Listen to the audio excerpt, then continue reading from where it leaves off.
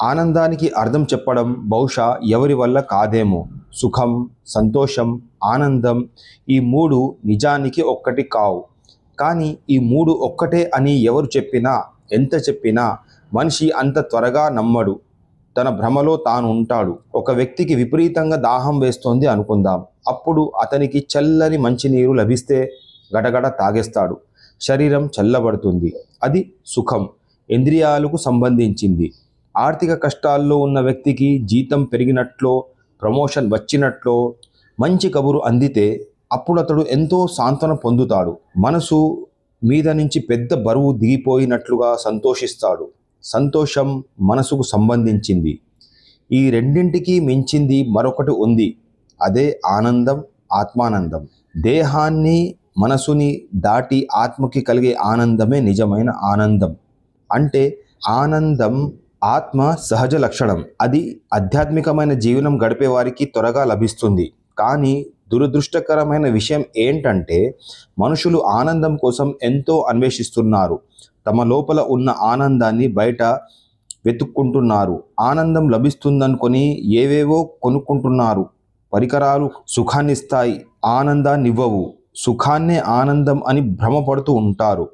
తేనె కన్నా చక్కెరే తీపి అన్న మాయలో బతుకుతారు.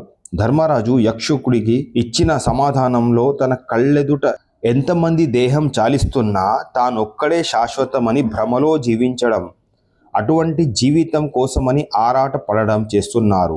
సౌకర్యవంతమైన ఇల్లు, విలాసవంతమైన జీవితం, కావాల్సినంత డబ్బు ఉంటే చాలు, అదే ఆనందమయ స్థితి అని భావిస్తున్నారు చాలామంది. దాంతో అనేకానేక కోరికలు ఉద్భవిస్తున్నాయి. అవి తీరితే సంతోషించి అదే ఆనందం అనుకుంటారు. తీరకపోతే బాధపడుతూ జీవితంలో ఆనందమే లేదనుకుంటారు. ఆ చింత శారీరక, మానసిక అనారోగ్యాలకు దారితీస్తుంది. మరికొందరు జీవితం అయిపోయిందని తొందరపాటు నిర్ణయాలు తీసుకోవడము కద్దు. మనిషికి విచక్షణ తెలియాలి, మనసుకు నియంత్రణ కావాలి, ఆలోచనలు మారాలి. ఆత్మ అనే మహాసౌధానికి ఆనందమే మహాద్వారం. ఆత్మానంద స్వరూపుడికి ప్రతి సన్నివేశం ఒక అందమైన సూర్యోదయమే. ప్రకృతిలోని ప్రతి కదలిక ఒక రసాత్మక కావ్యమే.